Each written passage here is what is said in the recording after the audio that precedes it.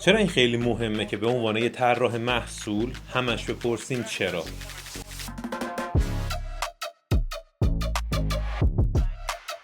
سلام بچه‌ها، خوش اومدین به چنل آیستادی. من ایمان قاسمیانم و اینجا جاییه که با طراحی محصول به صورت کاربردی آشنا میشی. اگه دوست داری هر هفته ویدیوهای تجربه محور از طراحی محصول ببینی، توی این کار مهارتات افزایش بدی یا برای بازار کار آماده بشی، سابسکرایب کن که کلی کار داریم. امروز میخوام درباره چیزی تو طراحی محصول صحبت بکنم که اگه تا حالا دوره ندیدی کمکت میکنه راهتو پیدا بکنی، و اگه کلی هم دوره دیدی و ممکنه حتی گیج شده باشی و وقتی که میخوای یه پروژه رو استارت بزنی ندونی از کجا شروع بکنی و چطوری کارو پیش ببری، بدونی دقیقاً که مسیرت چیه و میخوای چی کار بکنی. چیزی که دربارش میخوام حرف بزنم خیلی ساده است. پرسیدن چرا، هر چیزی رو به چالش کشیدن و پرسیدن و تو دل قضیه رفتنه. چیزیه که متاسفانه از بچگی بهمون یاد ندادن. یعنی ما هر اتفاقی افتاده، هر چیزی که بوده و خیلی وقتا ازش سوال پرسیدیم، گفتن دیگه زیاد عمیق نشو توش. این دقیقاً چیزیه که باعث شده تفکر نقادانه ما از بین بره یا کم رنگ بشه برای ما. ولی چیزی که ما توی طراحی محصول به شدت بهش نیاز داریم همین تفکر نقادانه است. همین که هر چیزی رو به چالش بگیری و از کنار هیچ چیزی ساده رد نشی. این اتفاق چطوری میفته وقتی که شما میای وارد طراحی محصول میشی؟ همینی که در واقع چیزی نپرسی. ما میایم وارد طراحی محصول میشیم، میگیم آقا من میخوام برم یاد بگیرم، میخوام برم درآمد کسب بکنم. چه باحاله، میرم مثلا اپلیکیشن دیزاین میکنم، وبسایت دیزاین میکنم، چند تا کار میکنم و خیلی انرژی و شوق داری، میخوای بری کلی چیز یاد بگیری و اون انرژی و شوق خیلی وقت با حالا یه سری از آموزشایی که گذاشته میشه، اون انرژی و شوق میره توی مسیری که فقط تو چیستیه، یعنی به سمت چرایی نمیره و باعث میشه که اون انرژی و شوقی که شما داری توی در واقع تفکر نقادانه و ساختن پروداکتایی که واقعا مشکلی رو از مردم حل میکنن خرج نشه. مثال بخوام بزنم، شما وارد طراحی محصول میشه، خب من چی کار بکنم؟ از چند نفر مشورت میگیری، چند تا ویدیو آنلاین میبینی، همه درباره فیگما حرف میزنن. فیگما رو یاد بگیر فلان کن. خب چرا اصلا فیگما؟ درباره یه یو ایکس میخوای یاد بگیری، ایول چه باحال، یو ایکس اینه. میای میری ریسرچ میکنی، میای میری ریسرچ ها رو آنالیز میکنی، بعد پروتوتایپ میکنی، بعد یو آیش رو دیزاین میکنی، بعدم میدی میره ریلیز میکنی میره. اینا چیزایی، ببین همش درباره چی داریم حرف میزنیم، درباره وات داریم حرف میزنیم. هیچ کسی درباره وای حرف نمیزنه. چرا اصلا این چیزا هست؟ نمیگم لزوما اون چیزی که درباره چیستی حرف بزنیم غلطه، نه قطعا ما به اونم نیاز داریم، ولی باعث میشه که ما اونقدر عمیق یاد نگیریم همه چیزا رو. میری متد رو یاد بگیری، میگن اوکی باید ریسرچ یاد بگیری، یوزر ریسرچ یاد بگیریم. نمیپرسیم چرا. آقا چرا یوزر ریسرچ به درد من میخوره؟ اینکه این چرا رو بپرسیم به این معنا نیست که به درد نمیخوره، به معنای اینه که ما میخوایم بیشتر یاد بگیریم و واقعا درونمون اینا یادگیری رسوب بکنه درون مغز ما، درون وجود ما. وقتی ما نپرسیم یوزر ریسرچ به چه دردمون میخوره و فقط بریم متداشو یاد بگیریم، وقتی میخوایم کارشو انجام بدیم بعضی وقتا میگیم خب این که انگار به درد نمیخوره. خب برای یوزر ریسرچ من بلدم، آره همه متداشم بلدم با کاربرا اینترویو بکنم، بلدم سروی بگیرم، بلدم نمیدونم برم چه میدونم رقبا رو چه میدونم ریسرچ بکنم دربارشون، ببینم دارن چی کار میکنن، مارکت ریسرچ بلدم. خب ولی خب به چه دردی میخوره؟ اسکیپش میکنم، مستقیم میپرم میرم تو دل فیلم و شروع میکنم به دیزاین کردم. ولی وقتی که واقعا بدونی چرا، اینجاست که قضیه واسط حیاتی میشه و میری واقعا یه چیز به درد بخوری پیدا بکنی. وقتی شما بدونی که آقا مثلا درباره یوزر ریسرچ، اینکه چرا من نیاز دارم دیتای کمی به دست بیارم، بدونم واقعا آدما چطوری دارن با یه محصول دیجیتال کار میکنن، دلیل اون آدم برای کار کردن با اون محصول چیه و باهاش صحبت بکنم. وقتی من باهاش صحبت میکنم میتونم از یه پرسپکتیو دیگه به قضیه نگاه بکنم، پرسپکتیو اون آدمی که قراره اون محصول رو در نهایت استفاده بکنه. وقتی عمیق اینو درک کرده باشی، هزار تا سوال چرایی پرسیده باشی و هزار تا جواب گرفته باشی، خیلی خیلی بهت کمک میکنه وقتی میخوای بری تو دل دیزاین، واقعا از اون مسیر بری، نه اینکه بری شروع کنی اوکی دوتا چیزا میبینم، دوتا رقیبو میبینم چطوری دیزاین کردم فلان فیچر رو منم دیزاین میکنم. حالا میای بری یو آی دیزاین بکنی، توی پروسه طراحی یو آی هم باید از خودت چرا بپرسی آقا من میخوام این دکمه رو دیزاین بکنم، یه دکمه ساده، یه کامپوننت ساده رو، چرا این دکمه من حالت پرست میخواد، چرا حالت پاور میخواد، چرا رنگای مختلف میخواد، اصلا چرا توی حالت دیزیبلش خاکستری بذارم یا رنگی کم رنگ بذارم، مثل میگم همه اینا خیلی مثاله. خب اینا رو وقتی بپرسی از خودت باعث میشه که شروع بکنی به جواب دادن به این چراها. وقتی که شروع میکنی جواب دادن خیلی وقتا اشکالات کارتو در میاری. اوکی آقا وقتی که من جوابی ندارم بدم که چرا مثلا حالت هاورم مثلا روشن تر باشه یا تیره تر، نمیدونم اوکی توی دنیای واقعی وقتی من میخوام مثلا دستمو ببرم روی یه چیزی چه اتفاقی میفته، این روشن تر میشه یا تیره تر.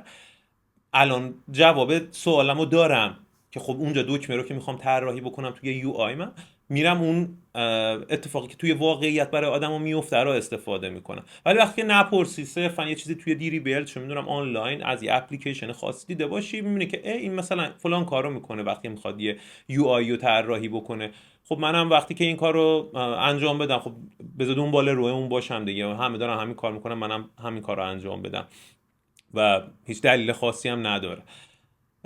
اینجا همین اتفاق میفته. میخوای ببینی آقا من فریلنس کار بکنم یا برم توی شرکت کار بکنم، خب چه فرقی میکنه؟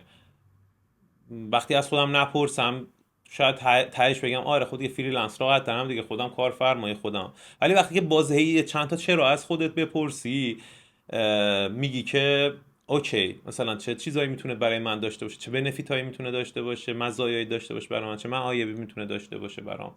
وقتی توی شرکت کار بکنم مثلا میتونم یه حقوق آخر سر ماه داشته باشم که بتونم روش حساب بکنم، ولی فریلنس نه، لزوما این اطمینان رو به من نمیده. چه میدونم یه جدولی برای خودت مثلا میکشی که تمام این سوالات تو جواب بدی، برای خودت مقایسه ای میکنی. من مثلا بعد از چند سال اگه توی فلان شرکت برم یه مسیر شغلی میتونم داشته باشم، از چند نفر میتونم یاد بگیرم، ولی توی فریلنس که کار میکنم تنهایی خودم و خودم، هیچ کسی نیست که ایده های منو به چالش بکشه. ولی وقتی توی تیم کار بکنم با حداقل یکی دو تا دیزاینر دیگه، ایده ها دو سه برابر میشه، از اون آدم یه سری چیزا یاد میگیرم، یه سری چیزا بهشون یاد میدم، اینا هم هست معایا و مزایبش برای من. چه میدونم وقتی که میاد به کار فرما میرسه که میخوای براش کار بکنی، پیش خودت میگه خب آقا چرا این مثلا این فروشگاه اینترنتی لباسه، یه رقیبم داره که فروشگاه اینترنتی لباس اونم، ولی خب چرا اینا باید با هم دیگه متفاوت باشن؟ چرا باید با هم دیگه یکی باشن توی دیزاینشون؟ این سولوشنی که من میخوام بدم، راه حلی که من میخوام بدم برای فلان جرنیش، چرا باید دوخته شده باشه به تنه این بیزنس مدل برات مهم میشه. وقتی که این سوال از خودت میپرسی میگه آقا میری اون سوال از کارفرما هم میپرسی بیزنس مدل شما چطوریه، چه چیزی برای شما مهمتره، چه میدونم تعداد فروش مهمتره یا مثلا تعداد فروش کم باشه ولی یه سری موردهای خاص فروخته بشه، چه میدونم هزار تا سوال میتونه بیاد. و فقط وقتی که ذهنت روی این باشه که سوال بپرسی، اونجاست که میتونی به موفقیت راحت تر برسی. شما یه چیزی که خیلی از کسایی که میخوان یه دیزاینر رو استخدام بکنن براشون مهمه، همینه که شروع میکنه سوالای زیاد میپرسه. اصلا این یه معیار خیلی خوبیه برای خیلی ها. وقتی میخوان یه کسی استخدام میگن طرف خیلی سوال میپرسه، وقتی که میگن طرف سوال خیلی میپرسه یعنی میگن این آدم ذهنش خلاقه، این آدم دنباله اینه که به نتیجه برسه. ولی آدم که سوال نمیپرسه میگن خب این آدمی که سوال نمیپرسه ذهنش رو روی یه سولوشن میبنده و میگه همین درسته و برو با همین کارو ادامه بدیم. پس این خیلی مهمه برای ما. خب حالا همه اینا رو گفتیم، ما چطوری اینو بیایم توی مسیرمون جا بندازیم، توی زندگیمون، توی زندگی کاریمون که داریم انجام میدیم اینو جا بندازیم؟ ببین چیزی نیست که به این سادگی باشه، یعنی جدی میگم یه چیزیه که در حال پیشرفته، یه مهارت این قضیه. یعنی چیزی نیست که الان بگی خب من الان دیگه میدونمش برم از فردا دیگه بشم استاد چرا پرسیدن و سوال پرسیدن و وارد جزئیات شدن. اینجوری بهش نگاه بکن. من همیشه این مثالو میزنم. فرض کن که مثل ورزش میمونه چرا پرسیدن و اینکه چطوری تو خودمون جا بندازیم و پیشرفت بکنیم تو این قضیه. شما میتونی بگی آقا مثلا به عنوان مثال من یه آدم چاقی هستم، مثلا چه میدونم 120 کیلو وزن دارم که این 40 کیلوش اضافه وزن ایدئال من 80 کیلوه. خب تو باید شروع بکنی هی ورزش بکنی و یه عادتی برای خودت بسازی و یه روتینی بسازی که این ادامه دار باشه. وقتی که ادامه دار باشه از 120 کیلو میای به 110، میای به 100، میای به 90 و به مرور زمان یه ممکنه 6 ماه طول بکشه، 1 سال طول بکشه، 2 سال طول بکشه تا شما برسی به 80 کیلو. حالا به 80 کیلو رسیدی، باز تموم شد؟ نه، همیشه باز میتونی پیشرفت بکنی، میتونی بدنتو خب بری مثلا برای یه فضاهای خاصی آماده بکنی. اینم دقیقا همینطوره. الان شما وقتی شروع بکنی به ورزش دادن ذهنت نسبت به اینکه سوال بپرسه، این عادت رو درون خودت به وجود بیاری، تازه بعد از این مدت میتونی به جایی برسی که آره من تو فلان بزنگاه شروع میکنم سوال پرسیدم. وقتی که استرس دارم بازم دست از سوال کشیدنم نمیکشم. وقتی ناراحتم بازم سوال میپرسم. وقتی که توی محیط کارم، وقتی که با کارفرمام که مثلا خب خیلی ممکنه کارش اضطراریه دارم صحبت میکنم، هنوز این تفکر نقادانم رو دارم و هنوز ادامه میدم توی اون شرایط، میتونم ادامه دار داشته باشم، همینطور ادامه میدی. و خب تمام اینا نیازمنده اینه که یه روتینی داشته باشی، یه عادتی کرده باشی نسبت به این قضیه. حالا اینکه چطوری بخوایم این عادت رو راه بندازیم، خیلی کارا میشه کرد.